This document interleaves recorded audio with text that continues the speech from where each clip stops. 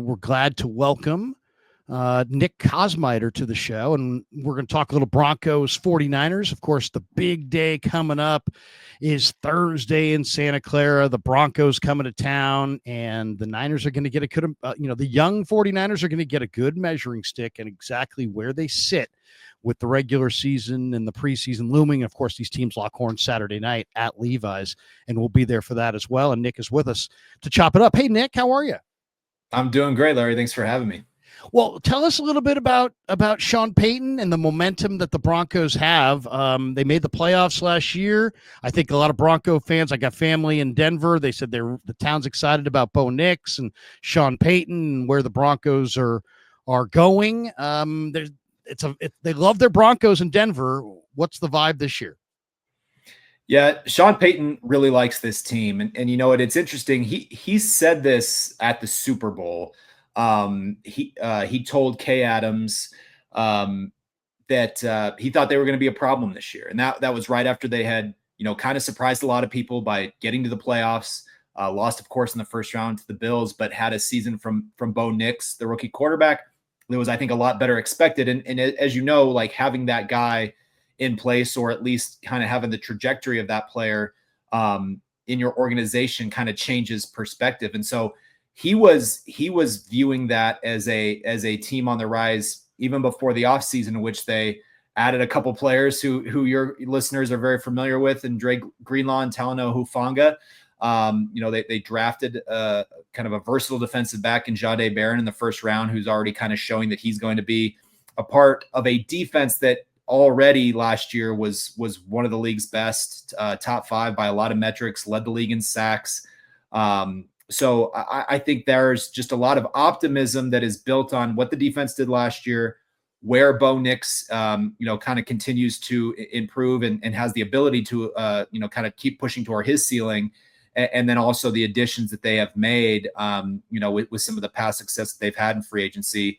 You've seen players get extensions done. 6 different players over the course of the last 2 years have signed extensions. And that was something the previous, 4 or 5 years that we just hadn't seen. So I think it's a testament to what they've built here in short order under Sean Payton and general manager George Paton. And I would say this is the most anticipated Broncos season, certainly since I've been covering the team back in 2020, and maybe the most anticipated season since they won the Super Bowl there in Santa Clara in 2015. Tell us a little bit about Denver's power structure. You mentioned Payton. He's the GM. Sean Payton. George Payton's the GM. Sean Payton's the head coach. They aren't related. And yet Sean Payton, the head coach is kind of the central figure in almost any NFL organization. And that's probably the truth for both the Niners and the Broncos. But is Sean Payton a hands-on personnel guy? Is every draft pick his personal choice, or is George Payton have independence here? How does their personnel structure work at the top? Well, yeah, just as a quick aside, there was a photo snap the other day that was Peyton Manning, Sean Payton, and George Payton all standing in a circle together. So try getting that all pronounced Payton, all spelled differently, all kind of key figures in Denver. So that was pretty funny. It's interesting with this franchise. It really does, this turnaround that they've kind of had. It really does start at the very top, right? This is a team that, was kind of in ownership flux for a long time.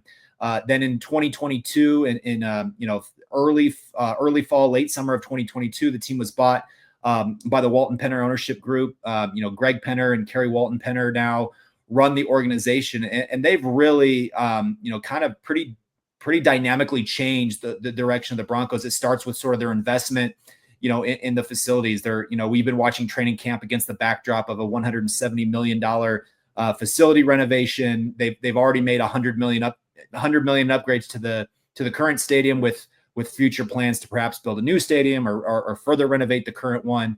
And they've really been involved in the building the structure at the top, going out and getting Sean Payton, they wanted somebody in the wake of Nathaniel Hackett in his one kind of disastrous year in Denver in 2022 to have, kind of a real control over the football side of the operation. That, of course, is what Sean Payton does. He does have his hands in anything football in that building. Now, I would tell you that the collaboration between him and George Paton is really good. And I think that's somewhat of a surprise to people how quickly they mesh, because when Sean Payton got here, it was George Payton was kind of, he had been through a rough stretch, the Russell Wilson deal that was a disaster. I mentioned Nathaniel Hackett, who was George Payton's first coach hire, fired after 15 games. So those were two huge moves that George Payton had made that did not pan out. But Greg Penner, to his credit, stuck with a guy who had shown his acumen drafting, and that's really where the Broncos have turned this around. They have over the last 3-4 years drafted players like Jonathan Cooper and Nick Bonito and Pat Surtain, of course, and Quinn Miners, who have become the core of their team, and then done well with guys like Zach Allen and John Franklin Myers in free agency and in draft day trades. So I would say that it really is like those three is Greg Penner, George Payton, and Sean Payton. But without each of them, I don't think they'd be where they're at right now. Last year the Niners had to cancel their joint practice session with the Saints because they were just so beat up. And the 49ers are once again enduring a number of injuries in this camp, not quite as bad as a year ago. And they're a little bit more fortified depth-wise on the roster. And Shanahan said, hey, look, we canceled it because it was 2 days, and this is only 1 day, so it's not nearly the same workload. But how does Denver roll into this practice with the 49ers on Thursday health-wise? Yeah, they're in pretty good shape, and that's been another part of the last 2 years. With kind of Sean Payton's approach to training camp, and a lot of this is luck, right? Injuries come down to a lot of luck. The Broncos have been pretty healthy. As of this week, they go in with Alex Singleton, the inside linebacker. He suffered a broken thumb last week, but he's been out at practice doing individual drills and then getting ready to participate in team stuff. I think he'll be out there probably Thursday with a club on his thumb. The big question, of course, is Dre Greenlaw, the former 49ers linebacker. He hurt his quad in just before OTAs. He did not participate in the offseason program. He kind of started training camp on a pitch count, and then early in the second week, kind of had an injury that Sean Payton said was in a different part of his quad. So they've been really kind of careful with him. Sean Payton did say there was a chance he'd be back to action this week. Whether that will be in this practice Thursday against his old team, we're going to have to wait and find out. But really, that's kind of it. Drew Sanders, another young linebacker that they like, he's going to be out for a little while with a foot injury. But they are otherwise pretty healthy, coming into this practice, and then of course the game on Saturday. We're talking to Nick Kosmider on Niners Nightly, the Broncos beat writer for The Athletic, kind enough to give us some of his time. You mentioned Greenlaw. I think there were a lot of Niner players, a lot of Niner fans that were really dismayed to see him leave in free agency. There's all kinds of different reports about what was offered and when. Dre seemed to be turned off early on. Maybe the initial offer was too low in his mind, but I'm speculating. You've maybe had a chance to talk to him. Has he said anything about how his 49er tenure ended, or is he just taking the complete high road and just looking forward, not back?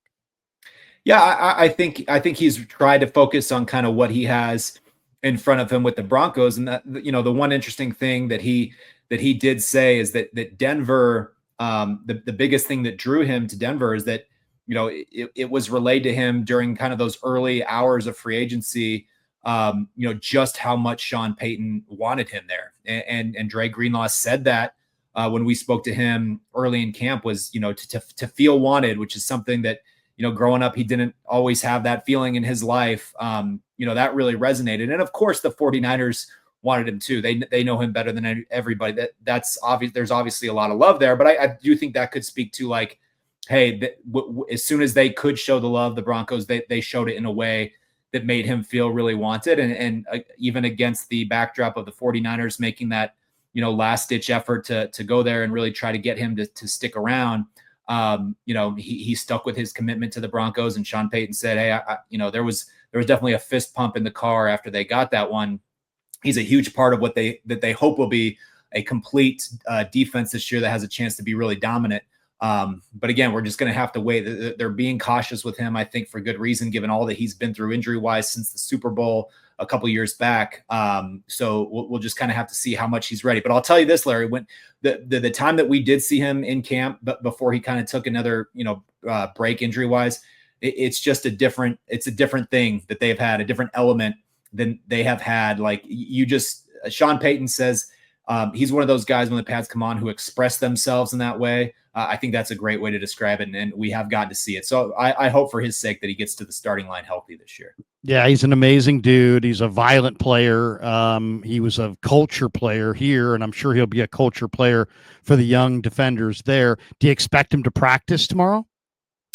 It's still up in the air. Like late last week, Sean Payton said that, he could get some work this week. Whether that meant, again, they were supposed to have a walkthrough today before leaving for California, his involvement in that. He has been doing some individual stuff. But part of me would be a little bit surprised if they really threw him into the mix of a joint practice before he had kind of done team periods back in Denver. But we don't have a firm answer. My own personal guess would be that there's probably not a great chance that he'll be involved in the 11-on-11 stuff in practice, but certainly he'll be out there and have the opportunity, of course, to say hello to everybody. I don't think there's really any secret that anybody doesn't know about building winning teams, and the Niners had some winning teams, and here in San Francisco in recent years, and it's because of character guys like Dre Greenlaw, like Talanoa Hufanga, like DJ Jones, and Hufanga and Jones are also there. I really believe to my core that the Niners would have beaten Patrick Mahomes in Kansas City in the Super Bowl in Miami if DJ Jones had been healthy. He was that dominant against the run on the inside, and Chiefs had a lot of success in that game running inside. They wouldn't have had that success had DJ had been there. What's it like so far this summer for Hufanga and DJ, two of my very favorite guys? Yeah, they've been great. I mean, again, it's just like the first time you get to talk to Huff, you're like, holy cow, why the 49ers, to your point, have had the kind of culture during those years that they've had, and just a fantastic guy to be around. So it's been great kind of getting to know him a little bit. I'm eager for like when the season starts and you can actually be in the locker room and just have conversations outside of guys out on the podium and get to know them even a little bit better. But certainly DJ has been a huge part of this turnaround as well, right? He came in 2022 and he kind of had to get through that first difficult year that they all had under Nathaniel Hackett. But I think it's a credit to the guys that Sean Payton inherited. A lot of them weren't necessarily Sean Payton guys, right? Like Justin Simmons had a lot of good years here, but just didn't quite, fit the profile Sean wanted. Jerry Jeudy, really talented wide receiver, but ultimately just, not kind of a Sean Payton type player. They view DJ Jones and as that kind of guy. Cortland Sutton in the same sort of vein. It was a guy that was, a holdover player who really kind of won Sean's respect early on. And DJ Jones has certainly been that guy, which is why they signed him once again as soon as free agency rolled around this year. So those guys continue to be a huge part of what you do. And especially when you talk about DJ, I'm just happy for him because, that first year there just wasn't a whole lot around him. They bring in Zach Allen the next year, and he has blossomed into one of the best interior defensive linemen in the NFL, just got paid like it too. John Franklin Myers around him, and then Malcolm Roach, another guy who ended up being a much more of a value add than they even thought when they signed him last year. Just from his, the culture perspective. They have a really awesome front seven, which does remind you a lot of those 49ers teams that were so good defensively. Yeah, Roach is really underrated player and kind of got lost in the shuffle. He was terrific at Texas, and it's good to see he's emerging. I think Peyton had a great draft. I mean, I really liked this draft. I thought R.J. Harvey was the best back in the draft. I thought Savion Jones was a tremendous addition. Pat Bryant, Q Robinson, and Barron, truth be told, I mean, if I'd been picking at 11 out for the 49ers, I would have taken Barron. He wouldn't have even been there for the Broncos. What has the rookie class looked like? And is Sean Payton sending R.J. Harvey a message? I was looking at the Broncos opening depth chart. R.J. Harvey's awesome. He's 5th on the depth chart. I can't imagine that's going to last very long. I'm not breaking news here when I tell you that R.J. Harvey is not the 5th running back on this team right now. he and J.K. Dobbins are their two top backs. There's no doubt about it. But Sean Payton also made Bo Nix the third quarterback on the depth chart last year when it first came out. He loves to kind of, do this. He literally said last year, rookies just go to the back of the line. Like that's the way it goes. Like, Barron, for example, is the third nickel, and the guy that they have listed at number 2 is probably not going to make the team. So, that is to be viewed with a giant block of salt nearby because, RJ Harvey he's had a great camp. And I think one of the things that's kind of interesting about him is you look at the numbers as a pass receiver at UCF, and everybody said, Sean Payton wants a receiver in his backfield, that joker type player who can create those mismatches.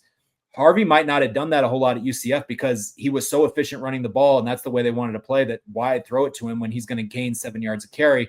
The Broncos are going to throw him the football. This is a guy who was a quarterback all throughout high school, started college in Virginia as a quarterback, ultimately just had to accept the fact that wasn't going to be his position. And once he really committed to becoming a running back, you look at him now and say, how could you have been anything else? He is just absolutely built like a power back who also has that sharp one cut agility. And we've seen it in camp. And so I'm really eager to see Saturday, especially, what he's going to be able to bring. One of the things that I love about training camp, and it seems like it's timeless. It doesn't matter if it's the 90s or the early 2000s or if it's today. Every year, every camp, there's always going to be a couple guys that are just physically dominant, and they just kind of strut around and they dominate the one-on-ones, and it's the fans in attendance give a lot of oohs and ahs. The 49ers, I mean, Ricky Pearsall's had a tremendous camp here, and Upton Stout, the rookie nickel corner, has also been equally impressive on defense. And CJ West has been really impressive, and there's a lot of oohs and ahs. Who has been the talk of Bronco camp? Has there been anybody that has stood out and you're like, wow, can't wait to week 1 to see what this guy can do? Yeah, I'll give you 2. One is the wide receiver, Troy Franklin. He was their 4th round draft pick out of Oregon a year ago. Had been a teammate of Bo Nix's at Oregon, and really struggled as a rookie, particularly early. His training camp last year, you just watched him and you said, this guy does not know where he needs to be, doesn't know what he's supposed to be doing. And because of that was just, really behind. He would get free. He would get open because he is, he has so much speed and the ability to do that, but he would be open in the wrong place. And he and Bo Nix were on the wrong page. His season ended by catching the only touchdown pass of their loss to Buffalo, a 43-yard touchdown pass. And it was almost as if that kind of spurred this offseason where he just, completely locked in, cemented the offense because he has been fantastic. I mean, the speed now, because he's not thinking, it pops constantly.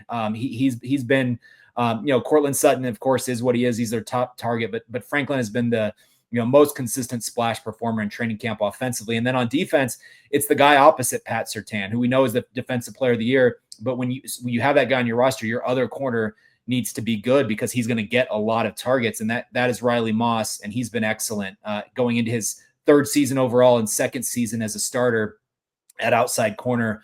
He's had a fantastic camp. So look for those 2 guys. Another guy that's been really good in camp, and I don't know what this will ultimately mean for the year, but it's Trent Sherfield, another guy who spent some time with the 49ers, certainly did not put up prolific receiving numbers there, but I talked to him the other day and he said, that's where I really learned how much, my value could be, sort of used as a blocker. Like that was what they preached all the time, getting yards after catch, blocking downfield, extending plays in that way. And, the Broncos love that about him, but he's also been a guy who has been constantly open, has some of that deep play ability. So I wouldn't be surprised if he's a guy who produces kind of a stat line like he did in Miami a couple years ago, where he had 30 catches and 417 yards and a couple touchdowns. He's a guy nobody talked about as a receiver because they've got a couple young guys coming back, Marvin Mims, Franklin. They drafted Pat Bryant, like you mentioned a moment ago, but Sherfield's another guy to keep an eye on just because, again, when you play for 6 teams in 6 years, you know how to learn a system fast. And I think Sean Payton's is one that could give him some opportunities. I love Mims, man. Mims is a player. One guy, and every year there's always somebody in camp that's like, wow, surprise. Nobody banked on that guy. And for the Niners, they got a few guys this year. They got a lot of young players. Stone Blanton at linebacker is definitely like this guy's making a lot of plays. Corey Kiner, the running back from Cincy.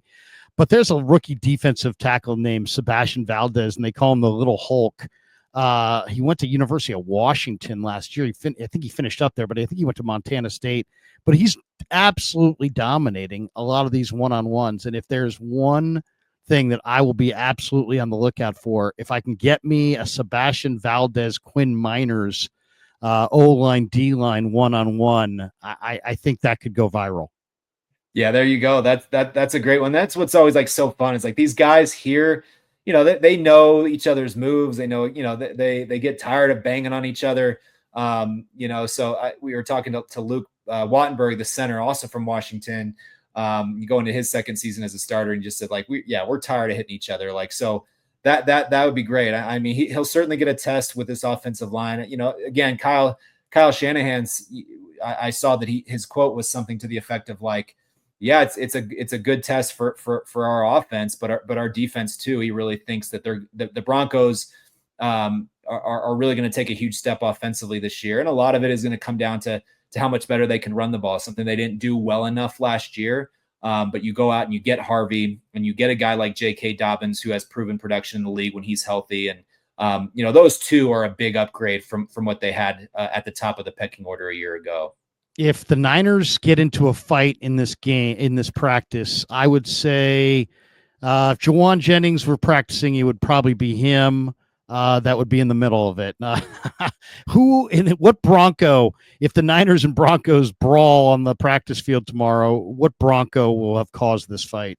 Well, if emotions boil over, the fight verbally will have started probably from Malcolm Roach. This is one of the biggest talkers that I've been around in the league. And it's not always trash talk. He's just constantly talking, but he loves to go back and forth. So that'll be interesting. Now I've not seen him like really push and shove. I think he likes to talk, but certainly I think if it came to it, would have to back it up. So it wouldn't surprise me if it was him, being involved in it. John Franklin Myers, maybe a little bit.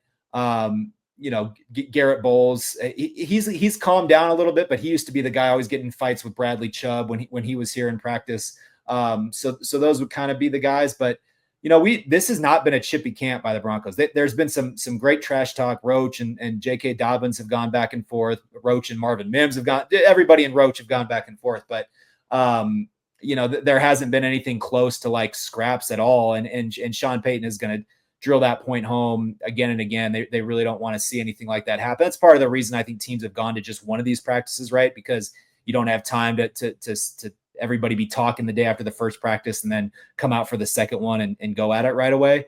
So I think that's probably part of the reason why teams have gone to one. But that would be kind of my guess. The one surprise that I had on draft day is I really thought Denver, because of the friendship between Bo Nix and Tez Johnson, would have wound up with the little Oregon receiver, but I think he might have went to Tampa.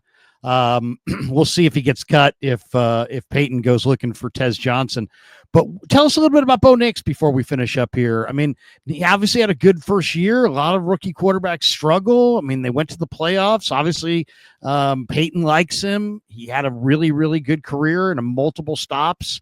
How has Bo Nix ascended to his leadership role? And tell us a little bit about Bo. Yeah, it was a really fascinating year to cover. I think first I think two things can be true at the same time. He did excellent with the opportunity that he had a year ago. I mean, the guy, everything you hear from teammates is that it was pro day one in terms of how he studied. And look, this is a guy who started as a varsity quarterback when he was in 8th grade. Like, being a quarterback has been his entire life. And, his father was a college quarterback and then his head coach. Like, it's just sort of who he is. And so I think that was something that really ingratiated him to teammates and helped him kind of gain the trust of that locker room, became a captain year one, was because, they saw it. He didn't have to be anything other than himself. And that was important. The other part of it is that he came into about as good of a situation as you can have for a rookie quarterback, in that he had, one of the best offensive play callers, in the game, offensive designers in the game, who obviously invested in Bo Nix, was really kind of pinning a lot on him and really wanting to make it work with things that worked for Nix. So you had that part of it. You had an offensive line that was one of the best by a lot of advanced metrics in the NFL last year. You had a top target in Cortland Sutton with the experience. So there were just a lot of, I think, things that worked in his favor. But again, Nick's, you show up, you start all 18 games, you get better as the year goes on. And I think now he said the other day to our Diana Rossini, like, last year I'd probably just I memorized the plays. Like I memorized what it was, that each play was supposed to do. Now he kind of understands the why of what they're doing. It's more of a big picture understanding for him. And that's allowed him, Sean Payton just said this the other day, of like, what I like is he can call the play. And now he's having time to like little messages to different guys, like, hey, the running back, like, hey, I'm coming to you if they come off of this, or hey, make sure your split's just a little bit tighter because this, whatever the little adjustment might be, he's just been a lot more on top of those kind of things in a way that gives them more flexibility to counter what defenses are doing. One thing that we've seen a lot in recent years is we've seen John Lynch and this regime make deals with the Broncos. He's got a very good relationship with the Broncos, and it'll be interesting to see if these teams hook up on any kind of minor trade at the cut down. The one spot where the Niners might be looking for talent, where Denver looks to me to be pretty deep, is tackle. You've got Garrett Bowles and Mike McGlinchey, the former Niner, as your starters, and then Palczewski. He's a pretty good player, I think, from Illinois, as the backup. You also have Matt Peart, who's at Connecticut. And then they drafted Crum, the big tackle from Wyoming. He was a free agent, I guess. And They have Marquise Cox, who's also undrafted, who's a decent player in his own right. They've got a couple other guys as well. Clay Webb, who's maybe more of a guard, I guess, at this level. Well, how do you see? How's their tackle depth chart going to shake out? Are all those guys going to make it? Could they have an extra tackle here? Palczewski, I think, could probably start for some teams. Yeah, I think he could. It's a good point. He got thrown into the mix early last year because Mike McGlinchey, had an early injury, I think in week 2, that sent him to IR. And, Palczewski stepped in, started 3 games. He got hurt himself in the 3rd of those starts, but was really good. Did not allow, I don't think allowed a single pressure in those 2 games. And they were both victories. All 3 of his starts were wins for the Broncos. And, he's been a guy that, now he's in his 3rd year. It's interesting the way the Broncos have built it. Like they obviously went out and they signed McGlinchey when Sean Payton first got here, top of the market deal to solidify that right tackle spot. They handed Garrett Bowles a contract extension last year. Outside of that, they've really built through the back of the draft and then undrafted free agency. To your point, that's where they found Palczewski. That's where they found Frank Crum, a guy who he actually made the 53-man roster last year because, Sean Payton said guys of his size and kind of, athleticism don't come around a whole lot often. And so they just have to continue to develop him. I'd be surprised. Like, I think they're going to get most of who they want back on their, either on their roster or back on their practice squad. But it wouldn't surprise me if somebody that they've seen, like a Clay Webb or Cox, who have developed in camp, get a chance somewhere else, because they do have some young talented depth. But I don't think Palczewski's going anywhere. I think they know what they have in him, and especially Mike McGlinchey's been nicked up a little bit the last couple of years, even though he's largely been healthy. That's kind of a guy where you got to keep a really close eye on, saying, hey, is there any kind of drop off with his health? Palczewski's a guy they're really glad to have. And on your way out the door, I'll tell you what's been interesting. I think the most interesting thing to me about tomorrow is that Mac Jones and Brock Purdy have completed a pretty high percentage of their passes, even though the Niner receivers, a lot of the regular ones are out and they've been leaning on some younger guys. They've completed a very high percentage. Now here comes Surtain, Riley Moss, Barron, McMillan. This is a good group of corners. It's a really good secondary. If Purdy and Jones complete a high percentage tomorrow, maybe they're better than we think. Yeah, I think so. And I think one of the things I'm really curious to see is just how much Denver's, defense can, and whether they can get out there and just be dominant. One of the things that Vance Joseph said the other day was like, they know what they have on paper, right? They know what they did a year ago. And with the additions that they have, a lot of people are pegging them to be one of the NFL's best defenses. And he said, look, if we're going to be a dominant defense, that is an every day, every play kind of thing. You've heard them in training camp. He's yelling like finish at like a human bullhorn at the end of every play. Like that's been their big focus. So I'm just really curious to see like what kind of intensity they bring to that and whether they can, dominate against a team, to your point, that's dealing with some injuries, that's trying to incorporate some young new players. The Broncos have a lot of continuity defensively. That should be that matchup should be in their favor tomorrow. So let's kind of see how they get out and handle it. He's a great follow on X at Nick Kosmider, Kosmider. Has been covering the Broncos since been with the Athletics since 2018.